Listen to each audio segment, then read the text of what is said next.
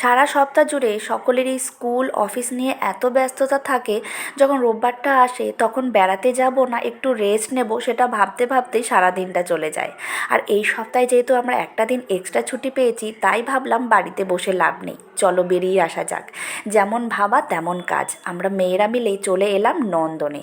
আর এখানে আসা মানেই তো জমিয়ে আড্ডা। আসার পরে গরম গরম খেয়ে নিলাম এক কাপ চা। চায়ের কাপ শেষ হতে হতেই চলে এলাম মশলা মুড়ি খেতে, তার সাথে কিন্তু জমিয়ে আড্ডাও চলছিল আমাদের। যারা নন্দনে রেগুলার যাতায়াত করো তারা নিশ্চয়ই এই কাকুকে দেখেছো।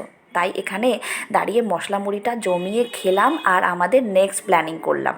যখনই আমরা একসাথে বেরোই তখন সেই বেরোনোটা কমপ্লিট হতে হতেই আমরা নেক্সট কবে বেরোবো সেই প্ল্যানিং করতে থাকি। আর এবারও কিন্তু তার অন্যথা হলো না।